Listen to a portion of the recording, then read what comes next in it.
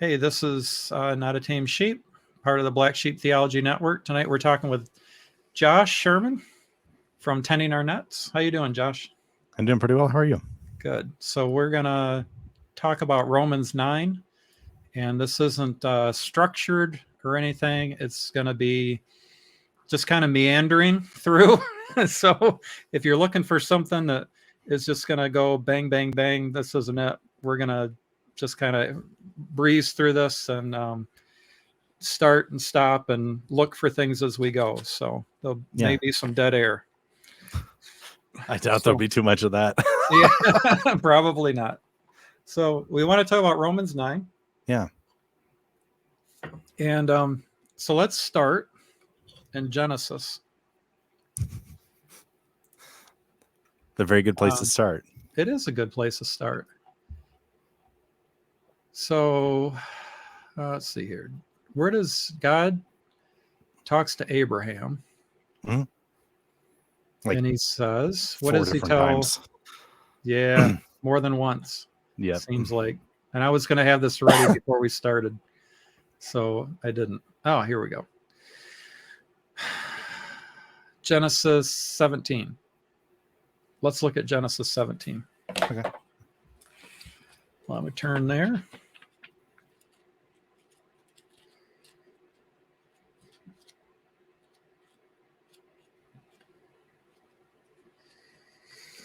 I actually have a paper Bible, whatever you call it. Nice. All right. So this is the sign of the covenant. Abraham was 99 years old. Lord appeared to Abram. I make a covenant between me and you. Mm-hmm. Will make you exceedingly numerous. He names him Abraham instead of Abram. Mm-hmm. I will make nations of you. Kings shall come from you. I will establish my covenant between me and you and your offspring after you throughout your generations for an everlasting covenant to be God to you and your offspring after you. Mm-hmm. I will give to you and your offspring all the land of Canaan for perpetual holding. Mm-hmm. I will be their God. You shall keep my covenant, you and your offspring. It's my covenant you shall keep. All right. Every male among you shall be circumcised. Mm-hmm. So you shall circumcise the flesh of your foreskin, shall be a sign of the covenant between me and you. Throughout your generations, every male among you shall be circumcised when he is 8 days old, including the slave born in your house and the one bought with your money from any foreigner who is not your offspring. Mm-hmm. So you have to be a physical descendant of Abraham, and you have to be circumcised. In verse 14, he says, any uncircumcised male who is not circumcised in the flesh of his foreskin shall be cut off from his people. He has broken my covenant. Mm-hmm. Okay. So to be in the covenant that God made with Abraham, you have to be a physical descendant of Abraham, and every male must be circumcised. Sound good? It's a good start. Okay. Yeah. Now I think we get at the Passover, we get things that maybe redefine some aspects of that a little bit, in the sense that so there's going to be a new covenant. Yeah, you have a new covenant, and you have the addition of people that fit into that covenant that we often think of as, this is the covenant with Israel, and they don't necessarily have to be descendants of Abraham. We have a lot of, maybe not a lot, but there are people that were Egyptian in descent that left. Yeah. So my thought is, when I come to Romans 9, here's what I think. Yeah. Paul is writing to the Jews and Gentiles, mm-hmm. the Christians in Rome. Yes. So they probably don't have Matthew, Mark, Luke, John, probably or not. Acts, right? Yeah. The only thing they're going to have is the Tanakh. Mm-hmm. They're going to have the Old Testament, and they're going to have this letter from Paul. And I think they would have some influence from people like Priscilla and Aquila. Yeah, so they probably got a lot of hearsay or verbal. So they've been exiled. So I think part of the background of this is that the Jews in Rome had been exiled by the emperor, and that included the Jews that were Christians. because there were some riots and things, and he got tired of it, and he's just like, bye, right? And so you see them kind of dispersed out from Rome, and Priscilla and Aquila are part of that, and Paul actually meets them elsewhere. And I'm trying to remember, I forget if it's Corinthians or, I think it's Corinthians, in Corinth, but he meets them elsewhere, and then now they're back in Rome by the time he's writing this letter, right? Okay. So when he goes to greet people later on in the letter, he greets Prisca and Aquila, and you have this kind of that connection there where it's like, okay, I think people knew some things from them, and what you have now is Paul is addressing this sense of, we used to be a Jewish church, Right. Now we're a primarily Gentile church, and now we're trying to kind of reintegrate back in together, and there's a lot of kind of just wrestling going on and trying to figure things out and trying to understand why there are so many Jews that are rejecting Jesus as their Messiah. The Jews who are rejecting Jesus. Mm-hmm. Yes. So that's the track that I'm trying to follow here. Yep. Okay. So because if you were a Jew, your perspective would have been only the Tanakh, only the Old Testament. Sure. Okay. So that's why I wanted to start. Well, and that also depends too, right? Because depending on where you go with what the Sadducees held to, and what the Samaritans held to, traditional and law, some of the different groups within there, like it's not even monolithic to say that they held to the Tanakh in its entirety, but we're definitely talking about that in terms of writings at this time. I don't think we had any Christian writings that were circulating yet. If we do, they're the early ones, and most of what they're getting is probably more from the people that have come to teach. It's been more word of mouth. It's been more word of mouth, right? Yeah. So I'm just trying to say, if you were a Jew in Rome, you would have believed that the covenant with Abraham is that you had to be a physical descendant of Abraham, and you had to be circumcised, the males. Okay. All right. So Exodus 19, which by the way, I think is what John is getting at, when he says that to those who did receive him, he came to his own. His own received him not, and his own received him not. To those who did receive him and believed in his name, he gave them the right to become children of God, born not of the will, nor of the flesh, nor of right. I think the three things he counts there is a contrast between entering the covenant through receiving Christ versus entering the covenant through being a descendant of Abraham. Okay. Being circumcised or marrying a circumcised man. Okay. Like a member of the covenant, right? So it's like, how do you enter the covenant? Well, you enter the covenant these ways. Well, actually, in this case, now we're talking about those who received Christ, right? Yeah. So I think John is actually redefining that in a way that's very consistent with what Paul does in Galatians. What Paul is going to do in Romans 9. Yeah. Right? And I think Paul is consistent between Galatians and Romans 9. I also think that it gets really interesting when people try to read some of the language that we get in Romans 9 around election or choosing or these things, and they want to insert their understanding from Ephesians 1, which Paul hasn't written yet, right? Because that was written 3, 4, or 5 years after Romans, we think, right? So if he hadn't written that yet, and he hadn't visited this church, they didn't know him, and this is him laying out new doctrine or like clarifying doctrine that they maybe had a fuzzy idea of before, I would expect him to be a lot more specific about what he means when he talks about God choosing, God electing, predestining, these terms. And like we get a little bit of that in Romans 8, and I think there's some other stuff going on there. We don't really get much definition going on in Romans 9. It's these stories and these allegories and these examples that he lays out that then people read that way and they say, we know what that means because we have Ephesians 1. I'm like, well, they didn't have it. Yeah. Well, how are they supposed to know that's what he means? What they did have was the Tanakh. Yeah.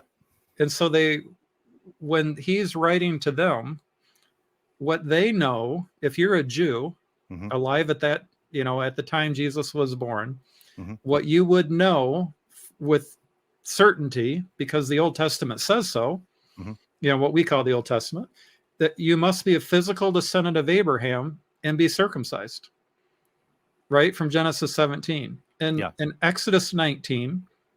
So let's continue on in Exodus. So to come to get out of Egypt was Passover. Yes.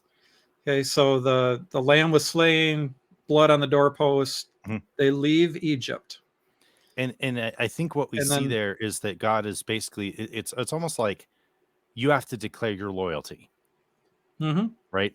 Your loyalty is either to the gods of Egypt or it's to me.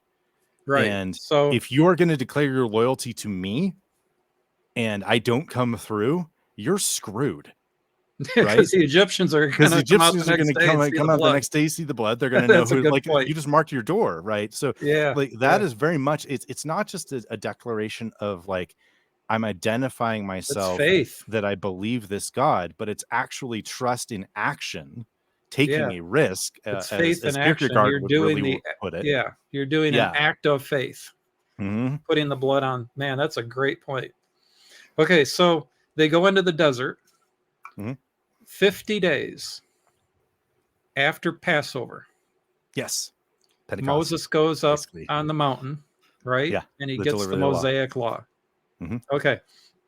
So Exodus 9 is the giving of the Mosaic law at Pentecost, 50 days after Passover. Now, to be saved in the covenant, right? You have to be a physical descendant of Abraham. You have to be, your males have to be circumcised, and you have to follow the Mosaic law. We're tracking, right? I mean, that would be like a basic, you don't have to tell a Jew that. Yeah. Okay. Yeah. And right? I think there may be some flexibility there in the sense that we're not entirely sure how closely they followed all of the laws historically. Right. Whether or not they followed the law. But they understand. They knew that was there and they needed to do it. Yeah. I mean, when you especially when you're talking about anything dealing with idolatry, like that was very clear. Don't do that. Granted, a lot of people did, right? But that would be at least a baseline. And then, I mean, the idea that Torah and okay, so I'm a slight side path here. One of the things that I find challenging with that is that a lot of times people want to separate this out into something like a covenant of works and a covenant of grace. And there are a lot of reasons I don't think that works. One of which is that like God delivered them from Egypt before he gave them the law. Right. So if you want to talk about the beginnings of covenant and salvation and these things, like, and we have any kind of parallel with the Exodus and what Jesus does in delivering us, right? I feel like there's grace there before he gives the law, right? So it's a weird thing to talk about a covenant of law as if that's a separate thing from grace. I just don't think we can make those distinctions as cleanly as a lot of people have historically. Yeah. Okay. So, back. Yeah. I mean, that's good. So then my fourth point would be from Daniel 9. Yep. That a Messiah, the anointed one, will come to rescue Israel. Yes. So if you're and Stephen's speech, was that before the Sanhedrin when they took him out and stoned him?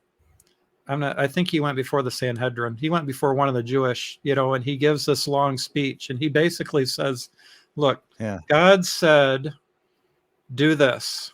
And we didn't do it. And we went into exile. We cried out. He brought us back. He told us what to do. We didn't do it. This bad thing, he went through, it was like cycle after cycle after cycle, right? Where they didn't follow God and they were punished and then brought back. Yep. So in Daniel 9, a Messiah, the anointed one, will come to rescue Israel. So then I look at Isaiah chapter 11, Jeremiah chapter 23, and Ezekiel 37.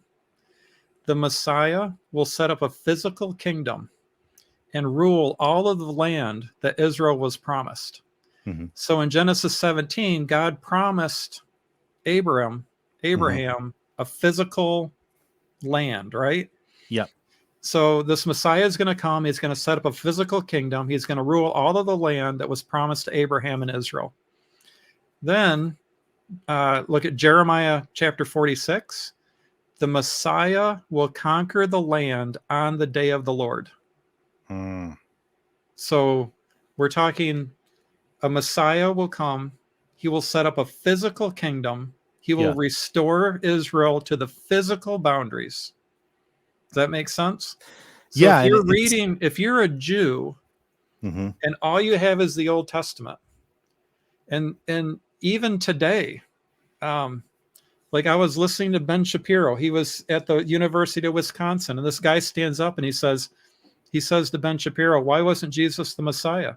And he says he wasn't the Messiah because he didn't restore the physical.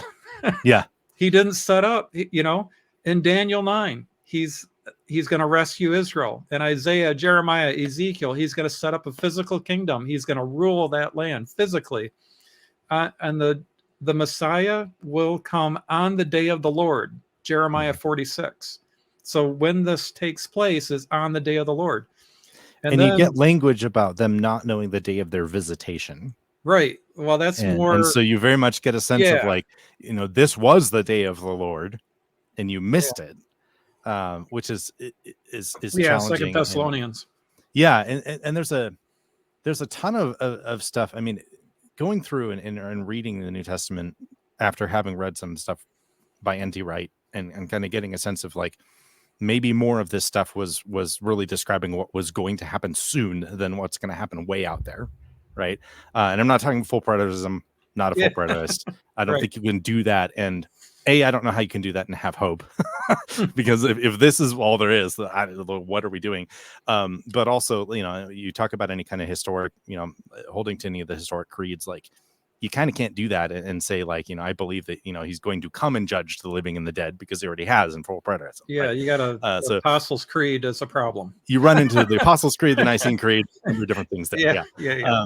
I'm not talking about that, but like these ideas of, God, Jesus, talking about like, he who lives by the sword will die by the sword. When he talks about, blood, the meek will inherit the earth or the land, because it could be either, right?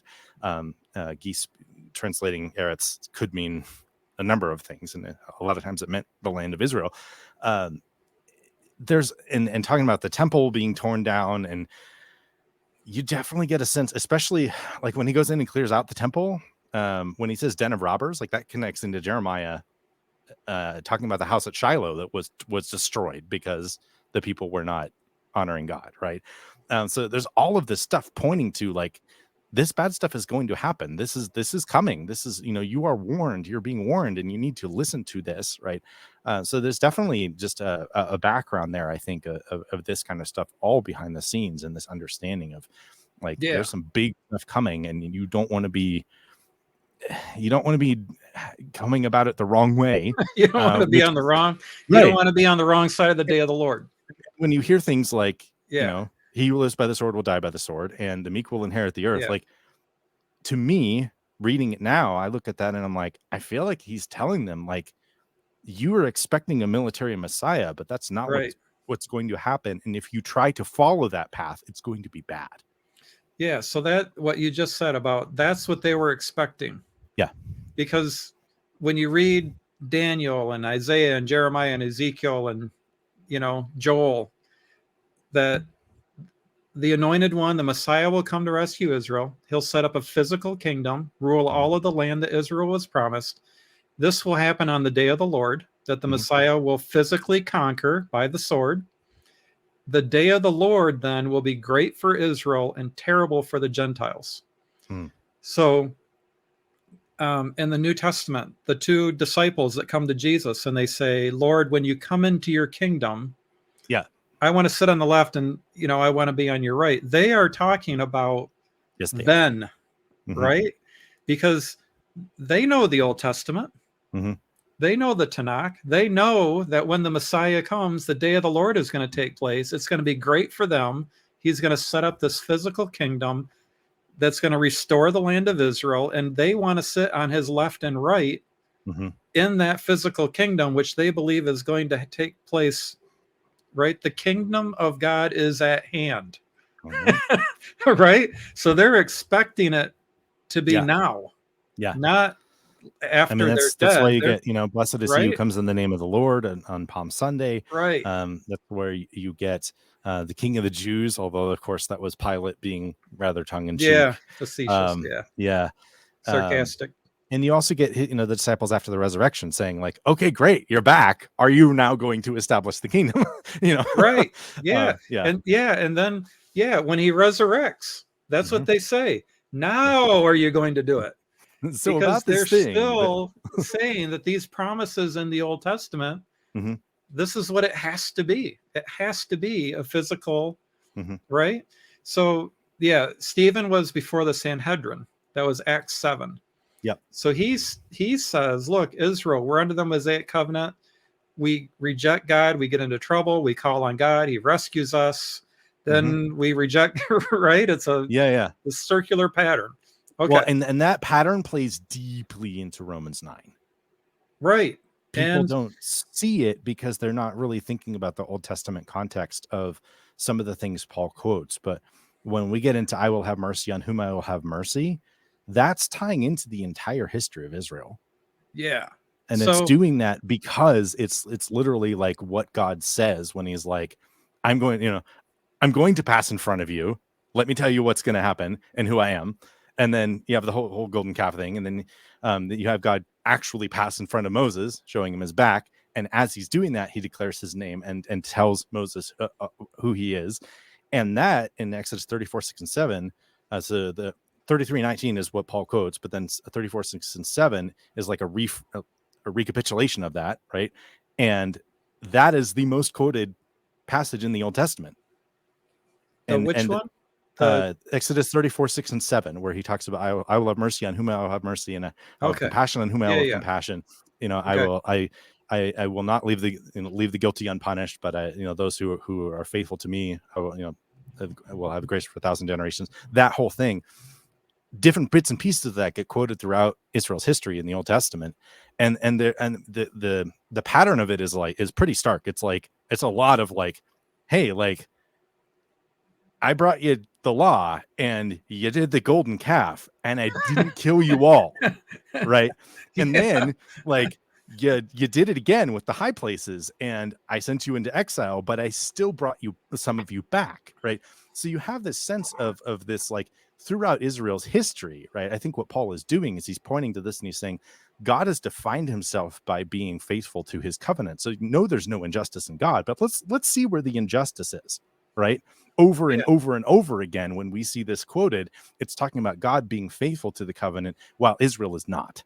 So don't complain to me that God is not being faithful because people have abandoned him. Like, that's not really his problem. It's your problem. Right. Yeah. So let me read this to you and tell you if this ties into what we've been saying. So when David becomes king over Israel, God promises David that one of his offspring will reign over his kingdom forever. Yeah. This anointed one or Messiah was spoken of by Isaiah, Micah, Joel, and others. When the promised Messiah comes, he will restore the Jews to the land of Israel and take vengeance on the foreigners that have been persecuting them.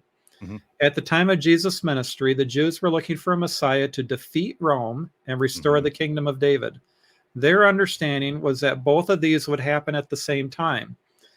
The Messiah would come, the day of the Lord would take place, that would be the great military victory, the Gentiles would be punished, the Jewish people would be saved and restored to prosperity. The Messiah would establish a kingdom and rule over Israel. And the disciples, this is Mark 10:37 and Matthew 20:20, both before and after the resurrection, before the crucifixion and after the resurrection, the disciples tried to secure positions, before on the left and the right. And then afterwards, they're like, well, now are you going to set up this physical kingdom? So then the other thing, in the Old Testament, God says he holds it's the sins of the fathers to the third and fourth generation. Is that know what I'm talking about? But then that's actually part of Exodus 34:6-7. Okay. Yeah. So he says he's going to hold to the third and fourth generation. So to me, when you have the people reject God, they go into exile, he's holding them responsible to the third and fourth generation. And then he brings them back, right? Teaches them a lesson, brings them back. They do it again. Yeah. So what I think Stephen does in Acts 7 is he says, look, you guys rejected God, he saved you. You rejected God, he said, you know, and he's going to, so you rejected God. Now the Romans are here. And he used you to crucify the Messiah, which would be blasphemy, right? Yeah. Because if you're reading the Tanakh is saying that when the Messiah comes, he is going to come and save the Jews. It doesn't say that when the Messiah comes, the Jews are going to crucify him. Yeah. So this gets interesting because you have, there are some things that point to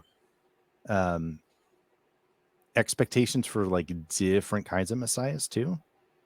And some of this gets kind of muddy trying to figure it out, but essentially later on in rabbinic writings, this becomes very clear and very explicit. But earlier on, what you have are some things that seem to support this kind of idea that there would be a Josephite or Ephraimite Messiah that would actually come and would suffer.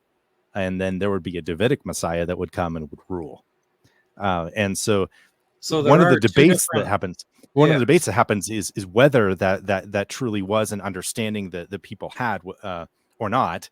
And then if this is the understanding that the people were kind of like, you know, we have these ideas, but we're because you're saying the kingdom of God, right, is at hand. Like we're expecting the Davidic Messiah. So it's not necessarily like you're not the Messiah, but it could be you're the wrong Messiah. Like this is one of the things that I've seen people debate a bit, looking at Messiah ben Joseph or Messiah ben Ephraim and Messiah ben David, the different ideas that are there. And David Mitchell wrote a book about this. It was something that Dr. Michael Heiser had on his Naked Bible podcast. They talked about it was very interesting.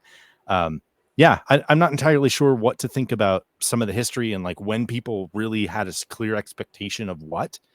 But some of the ideas are there throughout the Old Testament where you can piece it together and say, it sure seems possible that people had pieced this together enough to have this expectation that there would be a Messiah that would come and would suffer, and then there would be a Messiah that would come and would rule, one paving the way for the other. But some of the explicit stuff comes later enough that it's a little bit hard to say for sure that any particular, Second Temple Jew would be like, hey, I'm living in the first century and this is my expectation. Right. So it's one of the things that people talk about as a possibility. And the net is still that you end up with this thing of Jesus not fitting what their expectations were for the Davidic Messiah. Yeah. So either way, you kind of end up in the same spot. Yeah, so Exodus 20, he says, I, the Lord your God, am a jealous God, punishing the children for the sin of the parents to the third and fourth generation of those who hate me. Yeah. And then the new covenant, then he says he will no longer do that. Right? You thinking it was like Ezekiel Jeremiah 18? 31, right? Yeah. The people will no longer say, the parents have eaten sour grapes and the children's teeth are set on edge. Instead, everyone will die for their own sin. So in Romans 2:6, Paul says he will render to each one according to his works. Right. So now we're in the new covenant. Yeah. So under the old covenant, God would hold to the third and fourth generation, but in the new covenant, he would no longer do that. Okay. One of the things that I want to explore a little bit more is this idea of the third and fourth generation, because I'm not totally clear on whether that's chronological or whether that's like societal. So the idea of like, you sin and you're part of a household and there probably are 3 or 4 generations in your family living with you. And all of, that kind of layer of, you're going to bring, judgment on essentially the people that are living with you at the time, versus the third and fourth generation, which is like more of an expansion of that. I want to explore that a little bit more, but I mean, either way, what we end up having is more of a sense of, the children are not going to be judged for the sins of the father, right? Whether either way you take it, right? When then we get to the new covenant, you get more of a sense of they're not going to be judged for the sins of the father in the same way that you have this judgment that happens when people are disobeying and when they're hating God. Yeah. So in Romans 2, then Okay. we have where we know now that the new covenant has come, because Paul says so about the right that now you're going to be judged by what you have done. Yeah. And I think we could argue that from other angles too. I mean, if we're talking about Paul citing words about, this is what Jesus said when he instituted the Lord's Supper, right? One of the things that Jesus says is, this is the cup of the new covenant in my blood, right? Right. So we know there are different ways we can go about that, but we know we're in the new covenant now, but that in the old covenant, God, jealous, he would hold the children responsible to the third and fourth. The descendants could be held responsible. Okay, so in Acts, Paul, he keeps going to the Jews, right? First, he goes to a town, he goes into the synagogue. And he says that specifically in a number of places, to the Jew first and then to the Gentile. Yes. Yeah. And at some point he says, I'm not going to go to the Jews anymore. But so one of the last times he went to the synagogue, he says the Jews believed him about the Messiah.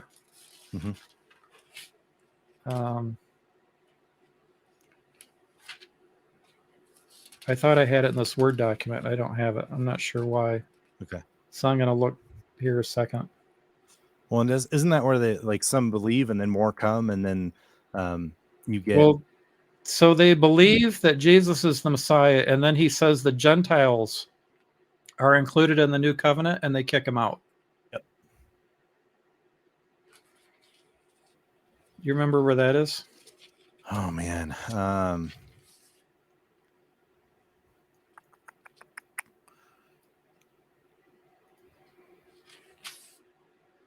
me look. Athens, Corinth.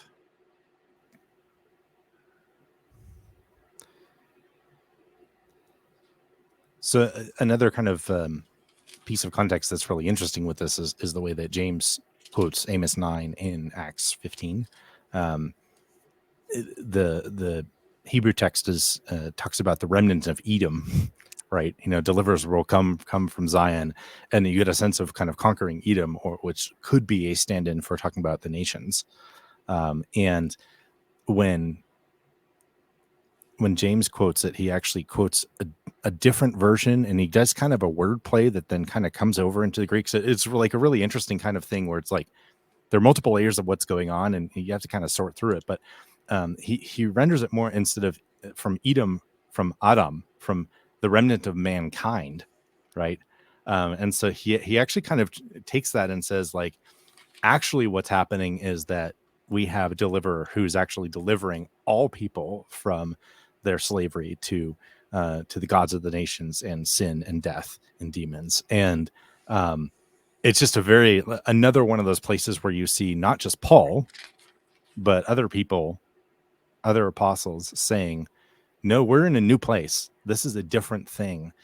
It's fulfilling, but it's fulfilling in a way that's like so much bigger than you could even imagine when you're just thinking about this kingdom, this land. It's actually God now making sacred space out of all of the land, because he's driving out the gods of the nations from where they are. So there's and that ties in a lot to how Paul uses Pharaoh. And I think that comparison very clearly ends up with something where, if you take the Calvinist view and you set it side by side with, Pharaoh, and then you set it side by side with the deliverance that Jesus brings and the relationship to the gods of the nations, like, the comparison is not very happy with Calvinism.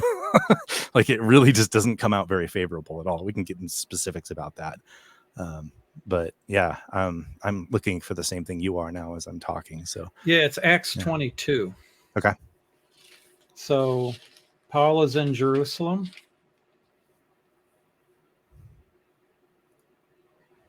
And he says to the Greeks, or to the Jews, so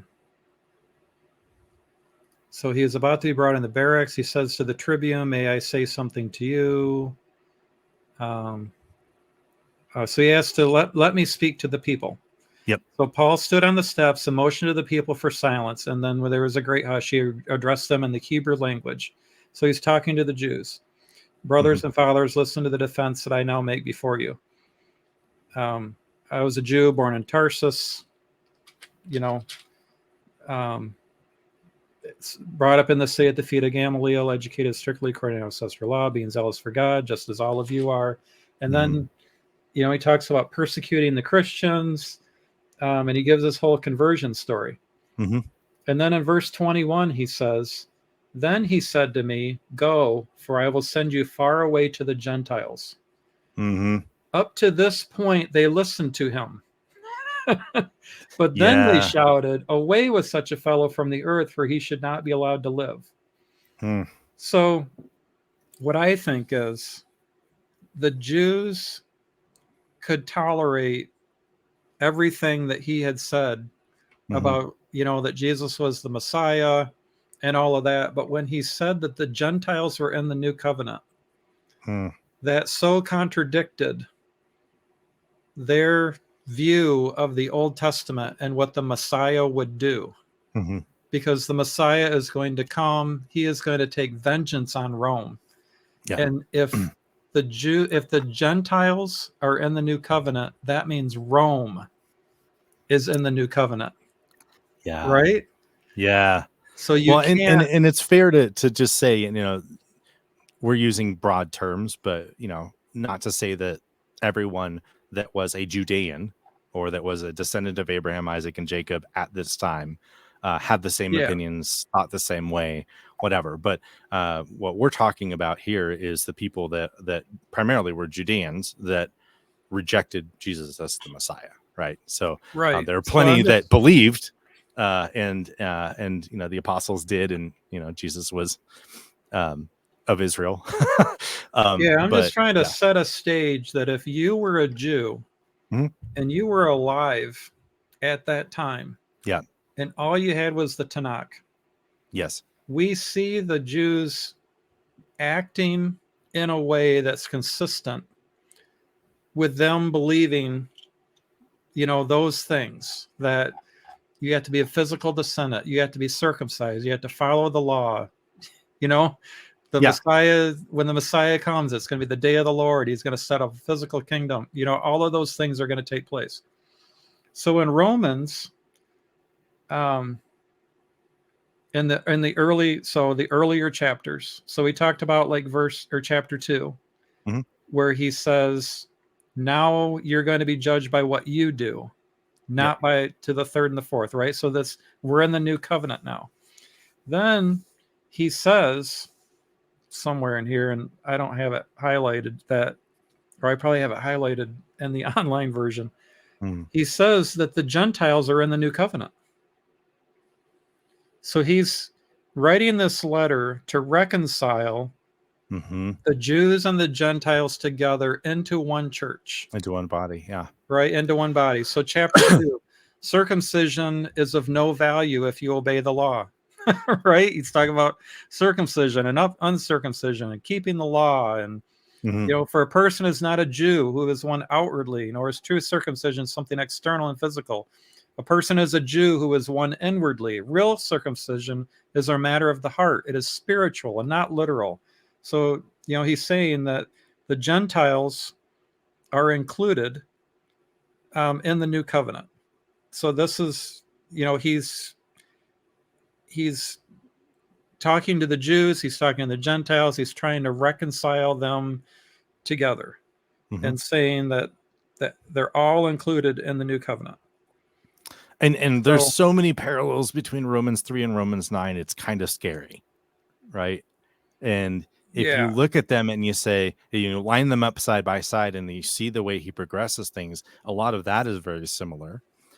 And to me, when I look at that and I say, well, in Romans 3, what he's talking about is this relationship that we've been talking about this whole time. But in Romans 9, what he really means to say is he's talking about this kind of predestination. Like it just feels like a very odd fit. And that odd fit for me continues when we look at Romans 8 through 11 and we see what Paul talks about in Romans 9 and how he develops it into Romans 11 and the connections there in themes and the different kind of relationships there. What it looks like to me is that he's talking about exactly the same thing the whole time. And he's developing it into Romans 11. And then you look at some of the things he says in Romans 11 and you're like, if he's talking about the same thing the whole time, there's no way that Calvinism can accurately be describing what he's talking about in Romans 9, because like the relationships just don't fit at all. And there's some very interesting places in 11, especially, that you get into it and you kind of go like, I don't think you can use you can talk about the elect or talk about election the way that Paul does in Romans 11 and hold that at the same time as holding a Calvinist view of election. Yeah. Like so Romans 3. Yeah. The one we quote all the time is Romans 3:23. For all have sinned and fall short of the glory of God. Mm-hmm. But the verse before 3:22. Yeah. This righteousness is given through faith in Jesus Christ to all who believe. There is no difference between Jew and Gentile. Mm-hmm. For all Jews and Gentiles, Jew and Gentile have sinned. So he's not saying, I mean, not that he's not saying that all have sinned. He is saying that all have sinned. But what he's saying is that all the Jews have sinned, all the Gentile. He's saying you're on an equal footing. Yeah. And when he connects it in with. Yeah, this isn't a proof text that everybody sins. It's a proof text to show that the Jews have sinned and the Gentiles have sinned. They're in the same boat. Yes. Okay. And it also connects into the not just all have sinned and fallen short of God's moral standard, but fallen short of the glory of God. And glory of God is image language. It's talking about the image of God there, right? So he's talking about the fact that not only did Gentiles, and when you go back to the beginning of the book, he starts out by castigating the Gentiles, right? He talks about how, people fell into idolatry. Who is he talking about originally? He's talking about the Gentiles. And then he goes in chapter 2 and he starts saying, well, you've got your own problems too, actually, as children of Abraham. Yeah. So yes, he's very much doing that. And I think he's doing it within the framework of Gentiles had failed to image God properly. The Jews had failed to image God properly. Christ is actually going to bring that back. And as we continue to follow into Romans 8 and some of the other things Paul writes in 1 Corinthians 15 and some other things, you definitely get a sense of Jesus, the perfect image of God, being the one who is going to restore the fullness of the image, the likeness of God in humanity through faith in him. So, yes. Yes. All right. So we have this whole background of what a Jew would have believed at the time. Yes. And that Paul he's reconciling the two groups together in Rome. Mm-hmm. He's saying all Jews have sinned, all Gentiles have sinned. You're on the same footing. Yep. Chapter 5, he starts out, therefore, since we are justified by faith. Mm-hmm. So he has this whole thing about Abraham being justified by faith. Yes. Okay. So in Romans 9,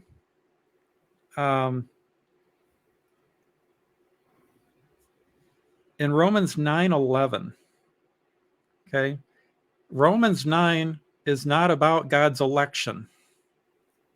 Romans 9 is about God's purpose. Yes. In election. Yes. So when we ask ourselves, what is God's purpose? Yeah. And he tells us in Genesis. And what did he say to Abraham? Mm-hmm. Through you. Right. All the nations of the world will be blessed. Right?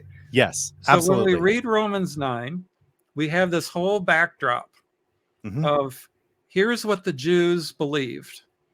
The Messiah was going to be uniquely Jewish, that you had to be a physical descendant, you have to be circumcised, you have to follow the law, Mhm. When the Messiah comes, it's going to be for the Jews, and it's going to be to make the Gentiles go away.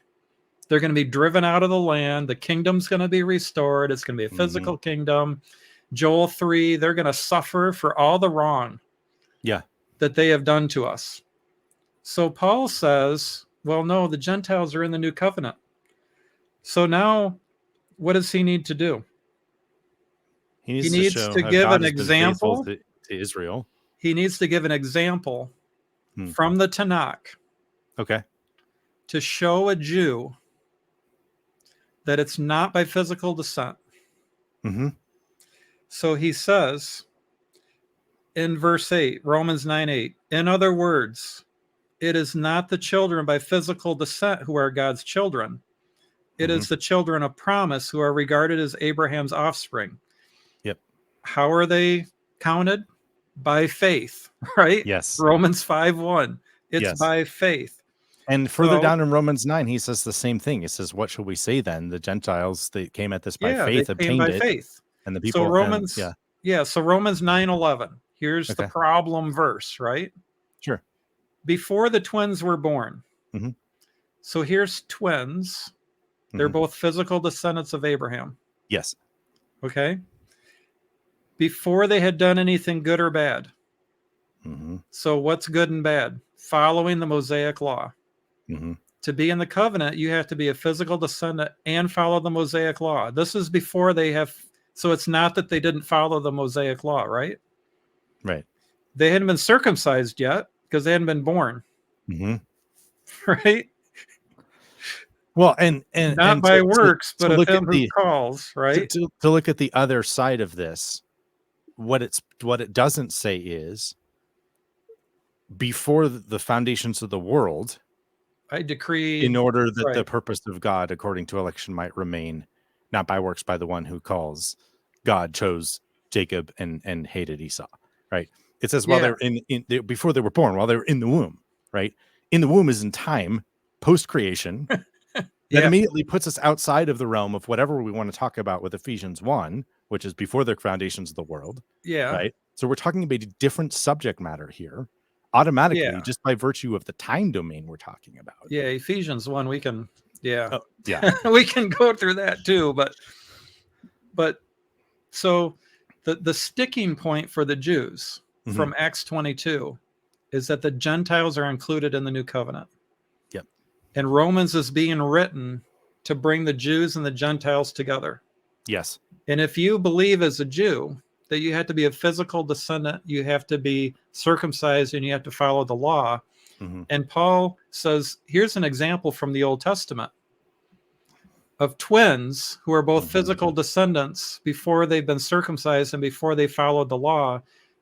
Jacob have I loved and Esau have I hated. How can that be the determining factor anymore, right? Pointing out that it's about the purpose of God according to election, going It's back to God's the promises to purposes. Abraham, Right. right? So And and that God's goes back purposes, before the law. That goes back right. before, yeah. Yeah, God's purposes was that the whole world, which would be the Gentiles, Yes. would be blessed through Abraham. Mm-hmm. So this whole Jacob and Esau thing, when I look at that, I see that as Paul giving an argument to the Jews as to why the Gentiles are included in the new covenant. And then there's a problem, right? Yeah. Because now, why is it just? God's made all these promises to the Jews. So how is God just in bringing the Gentiles into the covenant when he's promised it to the Jews? Yeah. Well, Because I will have mercy on whom I will have mercy, right? Yeah. So Paul's hey, God can have mercy on who, if he wants to bring the Gentiles in and have compassion on the Gentiles, he can do it. Well, and this becomes really obvious when you see where Paul goes in the chapter.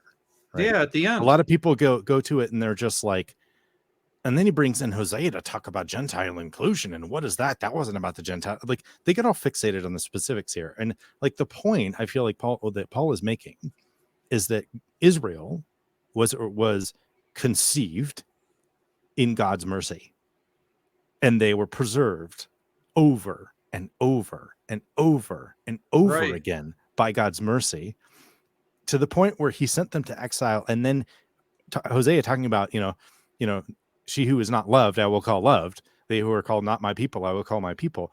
He takes them back from exile in his mercy. Like, he's establishing a pattern of God's mercy and faithfulness. And then he's saying, and it's actually bigger than you think. God is merciful even to the Gentiles, even to, if we want to go to the parable of the sower, I think one of the layers of that is the older brother and the younger brother, the one who stayed in the house and kept all the rules and did all the things, and the one who ran away and spent all of his money in debauchery and then ended up in a pigsty, which should be a clue, right? This is Jews and Gentiles talk. Yeah, it's also about individual salvation because we're talking about Israel. Repentance, but the older brother is Israel, and the younger brother is the Gentiles. Yes. Yeah. Yep. Yeah. So the verses in the Old Testament about holding the sons to the third and fourth generation, I think that's what Paul is talking about then in Romans 9:17, because Scripture says to Pharaoh, I raised you up for this very purpose. So Paul is saying to the Jews, because you rejected God. That's what Stephen, when he goes before the Sanhedrin, he says, look, you rejected God. He saved you. You rejected him again. He sent you into exile. Rome is here. And now Paul is saying that God used the Jews just like he used Pharaoh. I raised you up for this very purpose, that I might display my power in you and my name might be proclaimed in the earth. They crucified the Messiah. Yeah. Well, and he used them. Let's talk about Pharaoh. Let's talk about Pharaoh just a little bit, right? Because what does he say?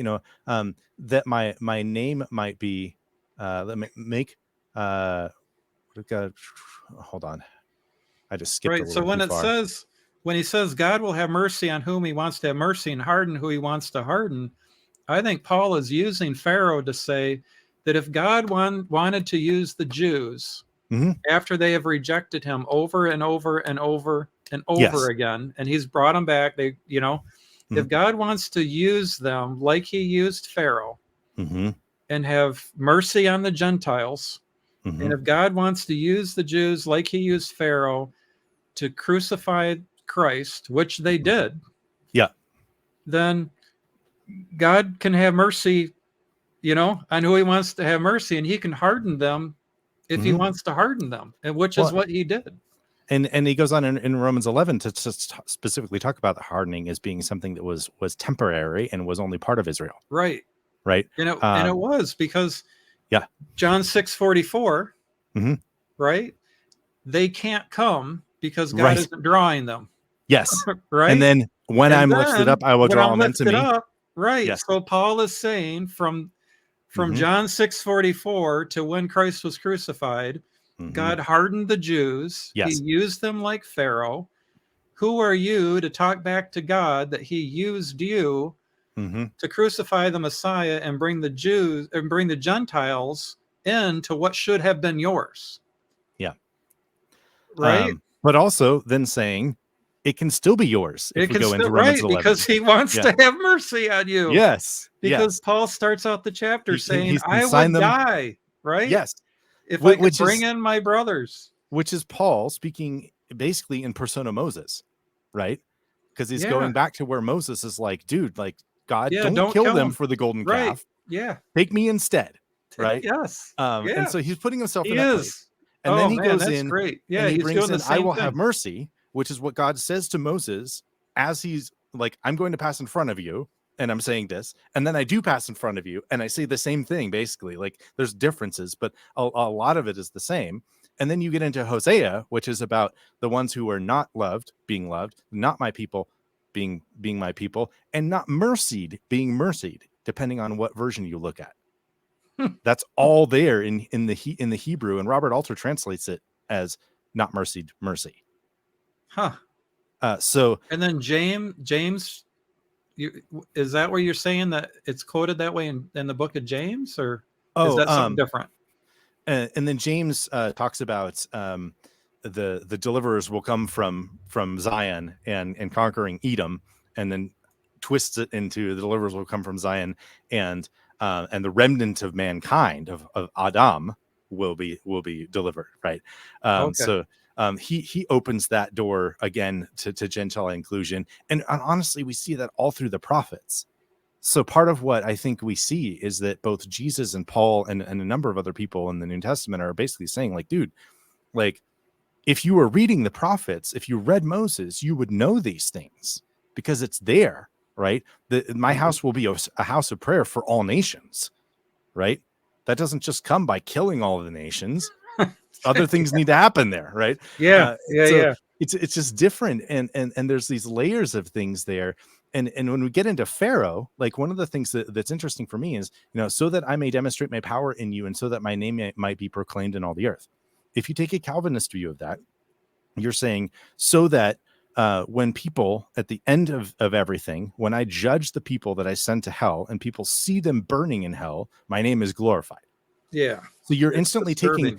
taking an in time Yeah. description of what God is going to do to glorify himself, and then taking it kind of outside of history. Whereas if you look at Paul, and if he's actually making the comparison that we're saying he is, where he's basically saying, the people that are hardened among Israel were hardened for this purpose, to have the Messiah crucified, to have the gospel spread to all the earth, all of these things. Then what you have is, so that I may demonstrate my power in you, and that my name might be proclaimed in all the earth. The power being demonstrated as people after people after people after people abandoned the worship of their gods. Right. So where Pharaoh was God saying, I am going to judge the gods of Egypt. Right. And he did. And when Israel showed up and Rahab saw them, she's like, dude, we've heard what happened. We don't want any part of that. Right. Yeah. So the parallel with the gospel is that you have people proclaiming the gospel and saying Jesus is Lord, which also is saying Caesar is not, but it's also saying that Jesus is Lord, and so Zeus isn't, and neither is Artemis, neither is, like, all of these gods that you are serving. Don't do it anymore. You don't need to fear them. And there are places in some of, like, okay, so this is an odd example, right? But when Paul talks about women being saved through childbirth, right? Yeah. Nobody knows what to do with that, right? Well, They just look at it and they're like, "Mwah," right? I Yeah. think what's going on there is that he is writing to Timothy in Ephesus, right? Ephesus is where the riots happened when Paul was there, and the riots happened because he was causing issues with the worship of Artemis. Yeah. Artemis was the fertility Yes. goddess that kept you safe through childbearing. Exactly. And so Yeah. what Paul is saying is like you believe she keeps you safe, and if you piss her off, she will kill you in childbirth. Right. But actually, the childbirth, the one who, like Jesus, right? You will be saved through the childbirth, as a kind of a play on words, saving you in childbirth. He will protect you. You don't need to fear Artemis, right? I think he's doing that kind of logic with them, and basically saying, like, you don't need to fear these gods anymore. They don't have the power that people believe they did, especially in the face of the gospel, especially in the face of the Lord of Lords and King of Kings, right? When you put this in history and you put that side by side, and you see that he's saying God used Pharaoh in this way to make his name known among the nations, and then you go, oh, well, gee, well, what happened when the gospel was proclaimed? Like, it's in history, and it's the victory of God over the gods of the nations. The parallels are all there. If you rip this out and you say that Paul is arguing with an Arminian, and what he's really saying is that God is going to damn people so he'll be glorified, like, none of the parallels are there. They just aren't. And so, like, to me, I put them in charts side by side and looked at it and kind of gone, yeah, that's pretty stark. Like, he's either talking about this and it all lines up, or he's talking about this and there's no connection whatsoever. And over again, when I look at things where Paul is using the Old Testament, I see the same kind of pattern. I see it with Jacob and Esau, right? When Paul is quoting there, Jacob have I loved, Esau I've hated, right? There are two nations in your womb. Right? These are from the bookends, basically, of the Old Testament. You have Genesis and you have Malachi, right? So what he's doing is he's drawing out the implications of their history, and he's saying, like, God yes, God chose Jacob to be the one that the line that the Messiah would come from, what would happen, to be the inheritor of the promises, to be the one that is the defining of the locus of the covenant people of God. If you want to be part of the people that inherit, you need to be either part of the people of God, the ones who inherit directly, or you need to be in good relation to the one who inherits, right? You need to be in good relation to Jacob. So by the end of his life, was Esau in good relation to Jacob? Yes, he was. Yeah, he was. Right? He also inherited land. He was blessed. His people kicked a bunch of giant clans out of Edom, right? They did part of what they were supposed to be doing up until you get to the point where there's more tension. There's some other things that happen with some of the kings of Israel and ruling over them, and then you get to a point where they actually aid Babylon when Babylon comes to sack Jerusalem. And you have Malachi and Obadiah and Psalm, I forget if it's 137. There's a Psalm about it. Like there's all of these things in the Old Testament that are like, this is the reason I hate Edom. It's because they attacked Jerusalem. They attacked my people. They attacked the ones that they're supposed to be in good relationship with if they want to have an inheritance. Yeah, but didn't Esau came back into right relationship, right? He did. Maybe but I'm talking about way this later. was after, right? Yeah, this is Edom. This is the people that the nation that comes later. out of him eventually, much later, attacks Yep. Jerusalem along with Babylon. And so they are hated and they are laid waste to. And God says he's going to do it for this reason, right? So I think what Paul is doing there is he's saying, like, God made these choices about which brother was going to be the one that is the line the Messiah comes out of, that inherits the promises, that is the firstborn, that, you know, like Abraham, Isaac, and Jacob, that defines Israel, the firstborn. Out of Egypt I will call my son, right? And then if you're not the firstborn and you want to inherit in that kind of society, the firstborn inherits everything. And then the firstborn distributes an inheritance to the other children, to the other sons, basically. If you're not in good relation to the firstborn, they don't have to give you anything. Yeah. Right? So, like, Esau was in good relationship with Jacob. He did okay. Yeah, but that choice of Jacob and Esau had consequences down the line in the history of Israel, where you have Edom not being in good relationship eventually with Israel. And what happens? They invoke the curse side of the Abrahamic promise. I will bless those who bless you. I will curse those who curse you. Mm-hmm. Right? So all of to get Jacob, to get before the creation of the world election out of that versus like, this is the context of what Paul is bringing into the picture. He's bringing in the beginning of Israel's history, and he's bringing in kind of the end of Edom's history. He's taking you on a journey that tells you the history of these peoples and the fact that God's choices do have consequences in time for people. And when it was Abraham, Isaac, and Jacob, how happy do you think the people that are descendants of Abraham, Isaac, and Jacob were that God made those choices and defined Israel as his firstborn? Very happy, right? How happy are they now that he said, Christ is my firstborn and you need to be in good relationship to him in order to inherit? Not happy. Okay. Are you being hypocritical when God makes choices that positively impact you, and then are mad when he makes choices that are totally within his rights that don't when you were the positively impact firstborn, you got the inheritance and decided, Yes. but now when it's Christ is the firstborn over all creation, now you're not. Yeah. And that's interesting that person came to Jesus and he said, my brother won't divide the inheritance with me. Mm-hmm. Yeah. So that's interesting. Yeah. When you're talking about that shows up too, that somebody comes and asks for that. And Jesus says, I'm not, right? Who made me judge over you? Yeah. It's like, that's God's, like what you were just saying, that this stuff's already been, that it's going to be, that I'm going to be the firstborn.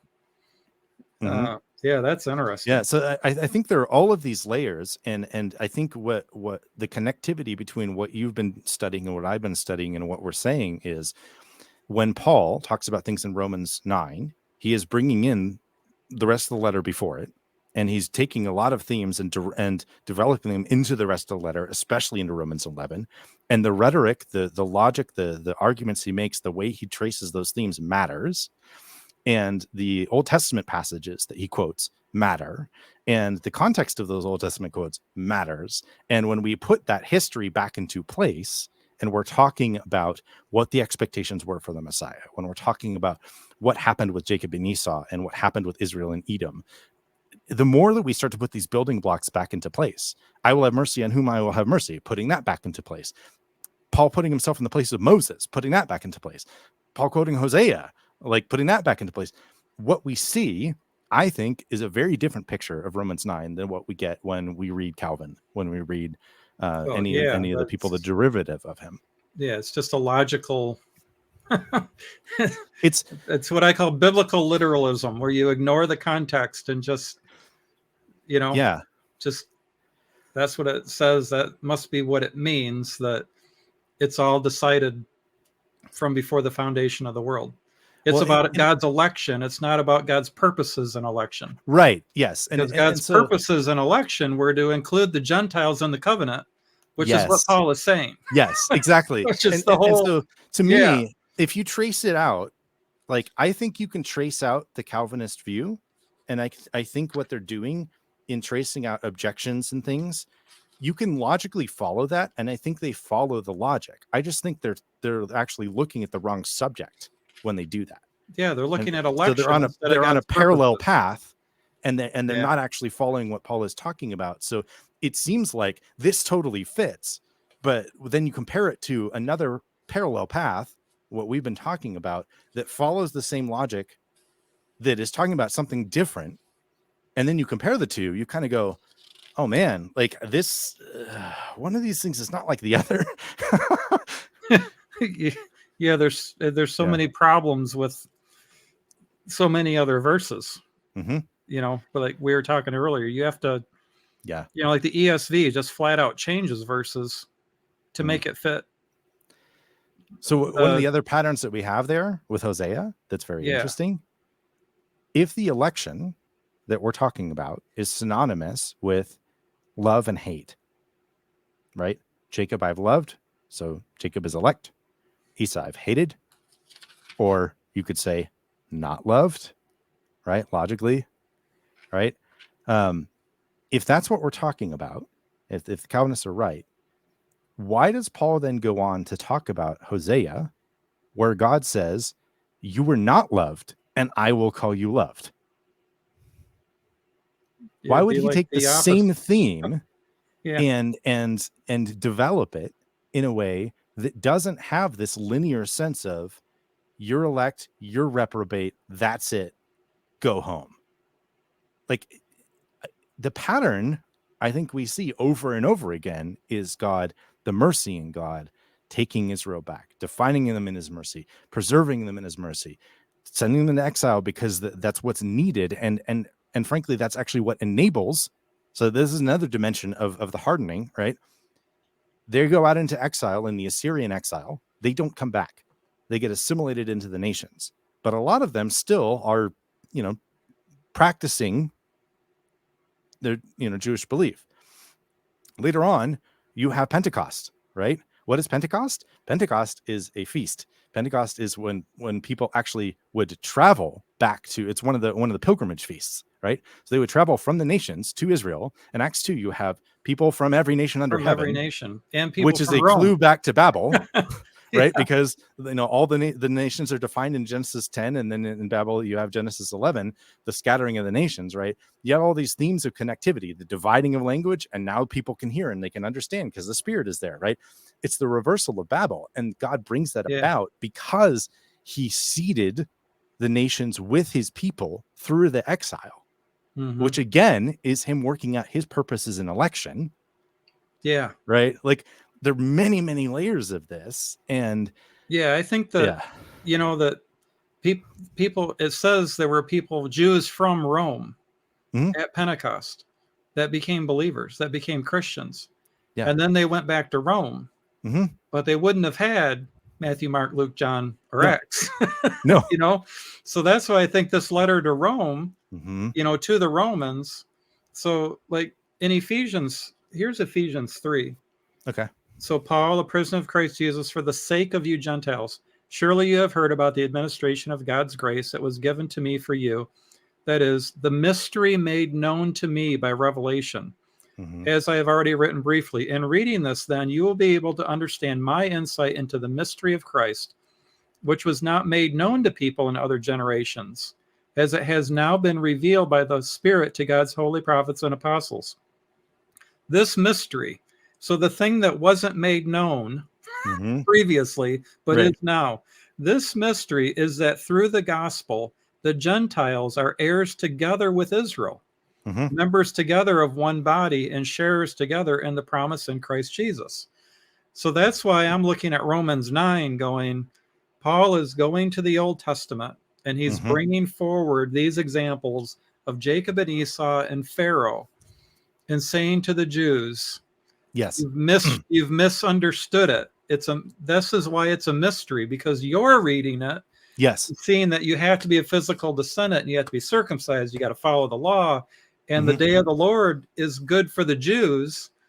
So Right. then why did the Messiah come and we were used like Pharaoh? Yes. Right? Yeah. Because Yeah. so, Well, and if you want to get into questions around what Paul exactly means by children of the promise, right? I'd have to look at the chronology of this to I don't remember when Galatians was written versus Romans, but he uses exactly the same language, exactly the same metaphors, exactly the same examples when he says, just as Abraham believed God and it was credited to him for yeah, I righteousness, believed. then Yep. understand that the ones who have faith, these are the sons of Abraham.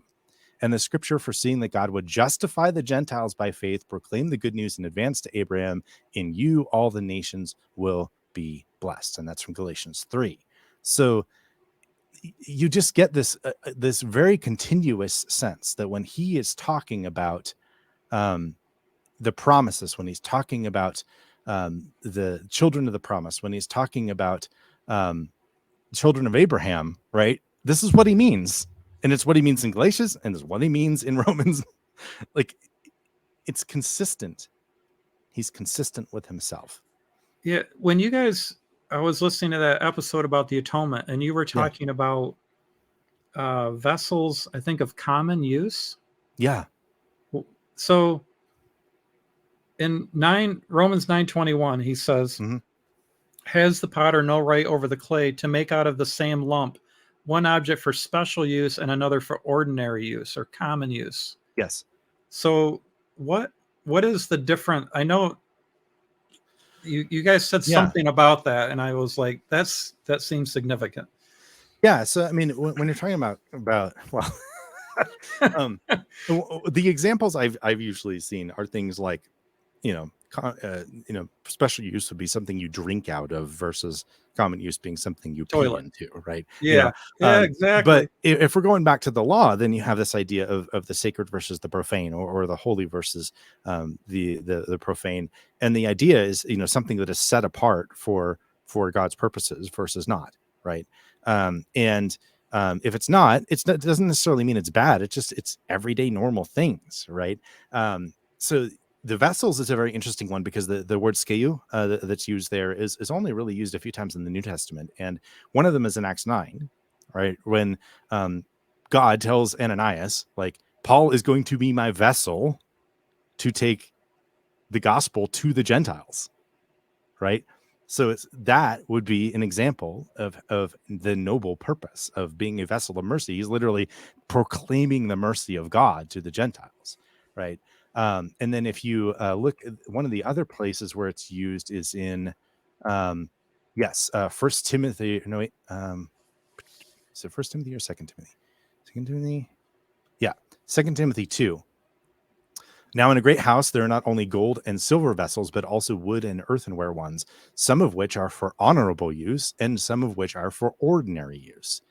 Therefore, if someone cleanses himself from these things, and here he is talking about, back up,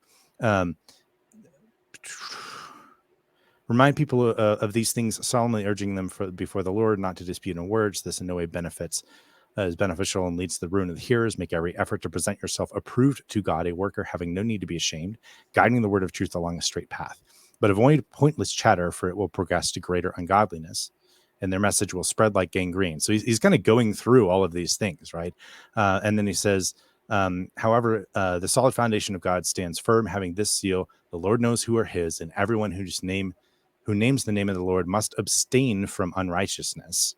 And then he says, now in a great house there are not only gold and silver vessels, but also wooden and earthenware ones, some of which are for honorable use and some of which are for ordinary use.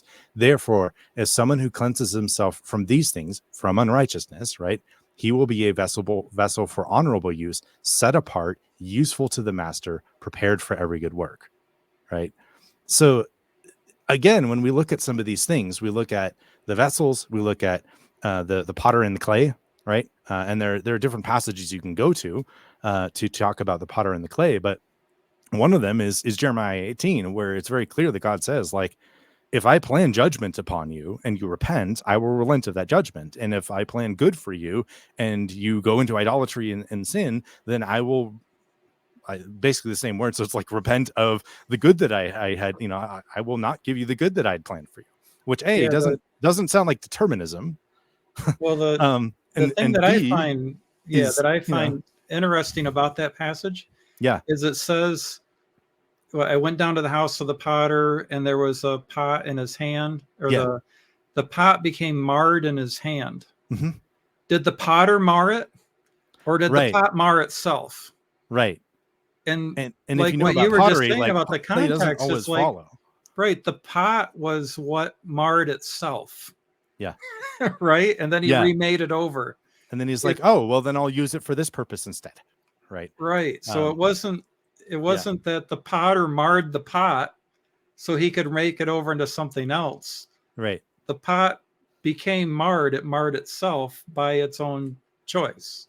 Well, and if it gets even more interesting, because, if you get into some of the comparative stuff with other ancient Near Eastern cultures, right, the Egyptians very much had an idea of the potter and the clay, right?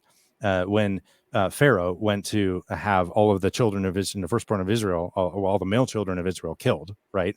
The midwives come back and they're basically just like, by the time we get there, it's too late, right? Yeah. And one of the phrases that's used there is talking about, basically like when the woman is like at the potter's wheel, right? When Khnum, one of the gods of Egypt, was believed to mold each person as a kind of destiny, right? This is what they are now destined for, right? To use the potter analogy with Yahweh in the same way as the Egyptians would understand Khnum, molding people, and then just that's it.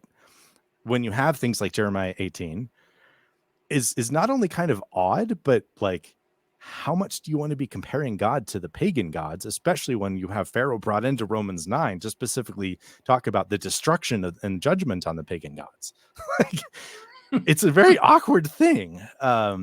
So these are reasons why, and these layers, right? So when we layer the themes that Paul develops through Romans 9, so before, after, where he goes with them, the logic he uses, the arguments he uses, when we layer that with the Old Testament passages and the history and the context, the more layers that we put up and the more layers that I look at, the more what I am finding is that I see resonance there, where the themes he develops and the way he uses the Old Testament and the context of the Old Testament, all of that kind of points in one direction, right? And the more of those layers you stack up, I feel like the stronger the argument is. And the more of those layers that I continue to look at as I'm stacking them up and trying to look at this, the more that I just look at it and I'm like, this doesn't point the way that Calvinists think Romans 9 points. It points in a different direction. And every subsequent layer I look at, which, could be me, I'm biased, I'm not a Calvinist, I'll admit that, right? But every subsequent layer I look at, when I start to dig into it, I'm just like, that doesn't seem to rhyme, doesn't resonate with this layer or that layer or this layer, right? If I try to hold it up as a Calvinist view, it just doesn't fit to me. And these are the kinds of things that as we keep talking, I just look at it and I'm like, he has a pattern. He develops the book. And even as we go into Romans 9, and we should probably wrap up pretty soon. Yeah. When we look at Romans 9 and we look at where he goes in the passage, and it is telling to me that like James White, for instance, in his gold standard exegesis, if you ask any Calvinist, of Romans 9, he stops at, I think, 9:23. Yeah. So maybe 24. So, us whom he called not only from the Jews, but also from the Gentiles, right? So he stops before, as he also says, I will call those who were not my people, and those who were not loved. And it will be in the place where it was said to them, you are not my people. There they will be called sons of the living God, right? So he stops before Paul brings in Hosea, which is awkward for his Calvinist position. And then he also stops before, and okay, I'll be clear about this. I think when we start talking about chapters and verses in some kind of solid like line way, like we're only going to talk about Romans 9, it's stupid. Those numbers came much later. That's a dumb way to look at it. But if you're going to make the argument that we have to deal with Romans 9 and you're going to define Romans 9 in that way, like James White wants to do, you might want to actually deal with the entire chapter that you're telling us we need to deal with. So you brought it into the conversation, not me. Here's me telling you, when we get down to 9:30, what should we expect if Paul is saying, what shall we then say?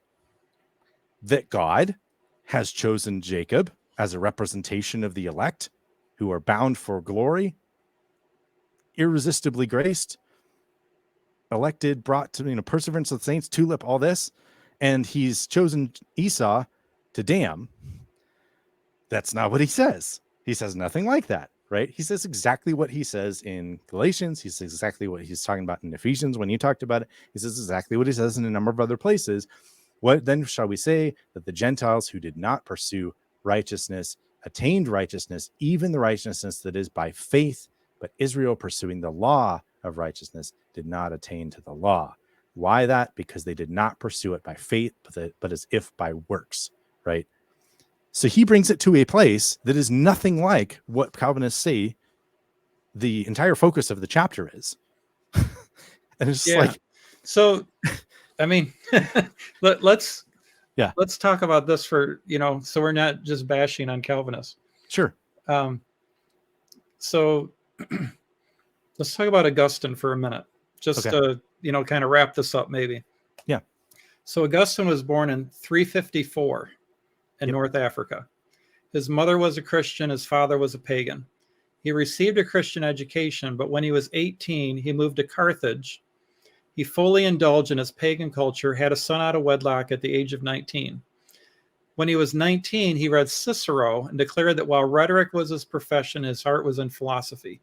He became a Manichaean and struggled with the Epicurean problem of evil. He taught rhetoric at Carthage, and then he moved to Italy at the age of 29. Mm-hmm. So he's been, a non-Christian, for 11 years. He moves to Italy. He opens a school on rhetoric and it fails. And this is, I believe that's in Rome. After a few years, he moved to Milan because the school he started just completely failed. And that's where he read the works of Plato and Plotinus. And then he became a Christian at the age of 33.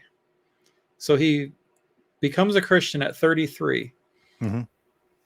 At the age of 34, he returns to North Africa. Wow. He's been a Christian like a year and a half. From the time of his conversion in Milan till he returns to North Africa, a year and a half. They make him a priest in the church at Hippo, and then he becomes bishop. He's the one that wrote what Calvin believed about Romans 9. Yeah. When you read On the Predestination of the Saints by Augustine of Hippo, everything Calvin teaches about Romans 9 is there. Mm-hmm. So when we say it's Calvin's fault or Calvin's view, it's Augustine's fault. It's Augustine's view. Yeah. And Calvin just believed what Augustine wrote because he was a father of the church. Mm-hmm. And he's a doctor of the church. So, let's at least, if you are a Calvinist and you agree with Calvin's view of Romans 9, at least acknowledge that it came from Augustine, who was really a novice in the Christian faith, who was elevated to bishop after converting to Christianity in the middle of his life. And, how would he know, the Christian tradition, the teaching of the apostles and stuff, when he was only in Rome for like a year and a half after he became a believer, and he was studying Plato at the time. So it just, that he just read it and said, this is what it means, without having this knowledge of the Old Testament and seeing that Paul was bringing all of these ideas from the Old Testament into Romans 9. So Augustine has an excuse for what, but well, we don't. And perhaps we even can know doubly better. so. We should know better. I don't remember when in his life he wrote that work. Confessions? But, no, talking about predestination of the saints. Yeah, that was later. Yep, yeah. Okay.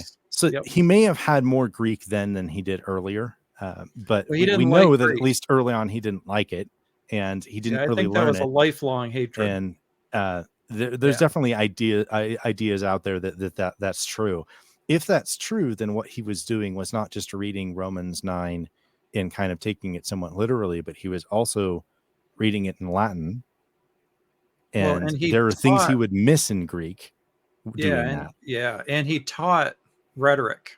Yeah. So he taught you to make a logical argument. You make this premise, draw a conclusion. Premise, conclusion. So when he comes to Romans 9, he's going to read it just like he taught rhetoric. And I think he followed the logic pretty well. The twists and turns that are there, if the subject you have in your head is what he thought it was, it fits. Right. I just think it's again, it's like a parallel track of like, here's the logic, but Paul's actually talking about this over here, not this. Right. He's not talking about elections of individuals. He's talking about God's purposes in election to include the Gentiles, which we see everywhere from the Old Testament and throughout, Acts and Ephesians and Romans itself. And we even see, I mean, like I was talking about with Esau, like, and Edom, like, I will bless those who bless you. I will curse those who curse you. Right.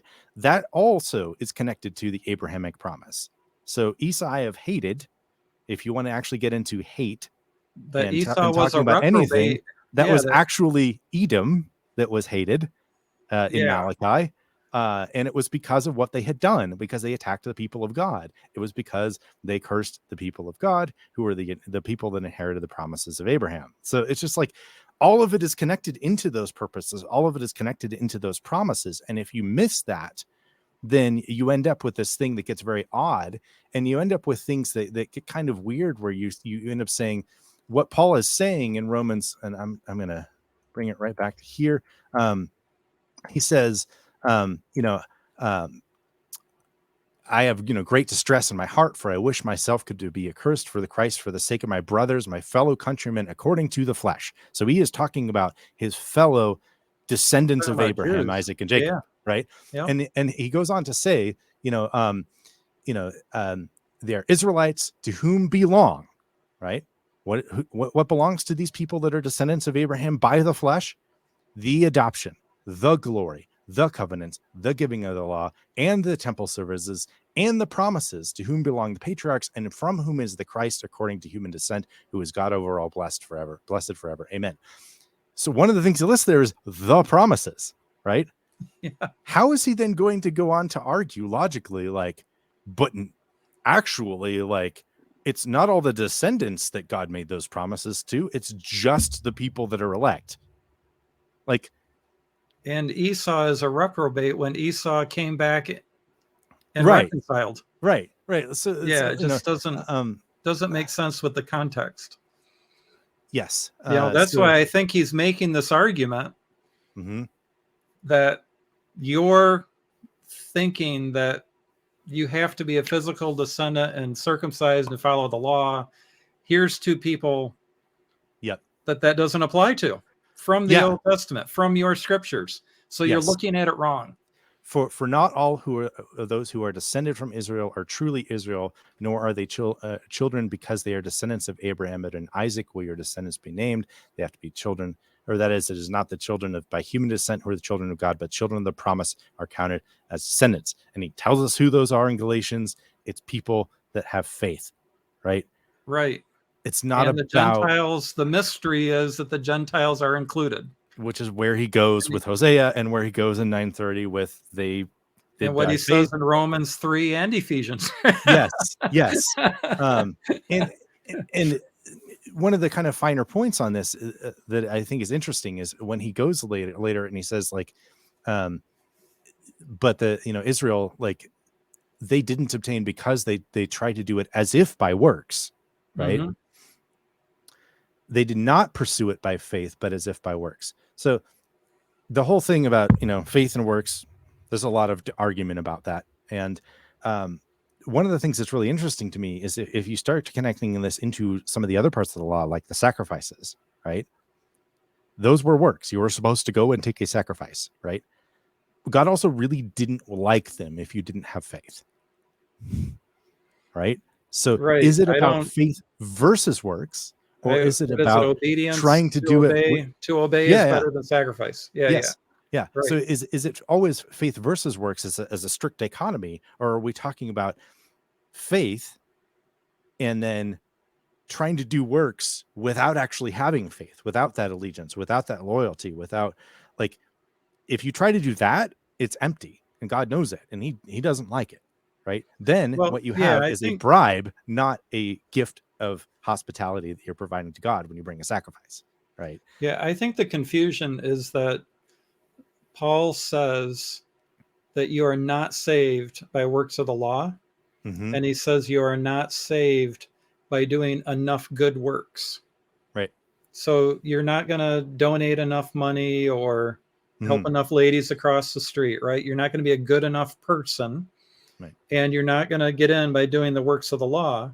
But Paul himself says, confess with your mouth that Jesus is Lord and believe in your heart that God has raised him from the dead, because, and those are things that you do. Yes. And things that you do are works. And when the Pharisees come to Jesus and they say, what must we do to do the works of God? Jesus says, to do the works of God is to believe in the one he has sent. Yeah. So believing in the one he has sent is a work. Confessing with your mouth is a work. It's something you do. Believing in your heart is something you do. It's a work. So when in Ephesians 2:8, when Paul says it's not by works, he's saying it's not by doing works of the law. It's not by doing it's good works. It's not something you can But he says it's by faith. It's through faith. And what is faith? Faith is confessing with your mouth that Jesus is Lord and believing in which are things that you do. So he's not saying that there's nothing that you do. It's an act. And everybody says you have to do an act of faith. Well, an act is a work. It's something that you do. Things that you do are works. That's why James says we see that a man is justified by works and not by intellectual assent alone, which is how he defines faith earlier in that chapter. That it has to be a work. If we confess our sins, that's something you do. He is faithful and just to forgive us our sins. Yeah. Right. So Jesus, Paul, John, James, they're all on the same page. Yeah. And when you talk to a cow, you got to do an act of faith. Well, an act, that's something you do. That's a work. Right. And it's interesting too, because I mean, even within pistis, you have the semantic range that includes allegiance, and it can also be rendered faithfulness, and faithfulness includes doing things, right? It's not doing things to earn, right? Everybody pretty much agrees on that, unless you're going to get into some of the Reformation era Catholic stuff that was rejected by right. You're not doing enough good works to earn it, right? But it says you have been saved. For by grace you have been saved. So it is a past tense, but faith is also allegiance, like what you said. It's if you really believed, right? If you confessed and you're baptized by the Holy Spirit, then the allegiance will be there. It's going to be an ongoing thing. Yeah. But it's still past tense. Yeah. There's a point of justification. Well, and for me, there's a, I do tend to see the way that doing things fits in as not as a mechanistic thing, but in the sense of like, how are we saved? We're saved by being connected to Christ, right? If we're not, then we're not saved. Like, Yeah, and that's that Genesis 2 or Genesis 3 thing where, yeah, the day you eat of it, you will surely die because you will be separated. yes, Right. yeah. And So then we need to when be you have faith reconnected. and believe, you're Yeah, right. and By if we're faith, you're reconnected, reconnected. then what are we called? We're called the body of Christ. Yeah, you're Right? indwelt by And the Holy Spirit, you're and reconnected. what do bodies do? They do things, Yeah, right? you have And life. what do the Right. vines produce? They produce fruit, right? And Yeah, they either produce fruit because they're connected to the vine and they're fed by it and whatever, or if that particular branch is not healthy in and of itself, it can basically keep from producing yeah, fruit. Even though it's connected to the vine, and it gets clipped off, right? yeah, Which is also an interesting thing, because then you have, okay, it gets clipped off and then kind of basically thrown aside to dry to then get thrown into the fire. But we don't throw it into the fire right away, right? If you combine that, the way that Jesus talks about that, and the way that Paul talks about the whole thing of being cut off, and then you can be grafted back in, it's a really interesting way to look at it and say, like, maybe this isn't vessels of wrath prepared for destruction. Like, this is the one way I've prepared you before time, but actually, like, you were not producing fruit. I'm going to cut you off. I'm going to set you aside so that you dry, so that you're ready for the fire. But if you don't dry too much, by the time I get back to it, you could be grafted back in. If you're not, like, I really think a lot of those connections are there. Obviously, there are limitations to how much we want to take the same metaphors used in different circumstances and just smash them together and say they mean the same yeah, exact thing. So it's like yeah, the sheep and the goats, and these are my sheep, and I have sheep in another fold, and like, oh well, that means that the sheep are the ones that are saved, and the goats are the ones that are the non-elect, and blah blah blah. And it's like, okay, we have to be careful with that. But I really do think there's a lot of resonance there, especially when you see where Paul goes in Romans 11 that involves the cutting off and the grafting back in and all of these things. mm-hmm. I think he's talking about the same stuff in Romans 9 and Romans 11.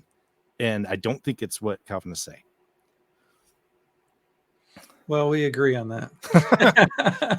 We should probably wrap up. Yeah. Yeah, this has been fun. I'm gonna turn this off. All right.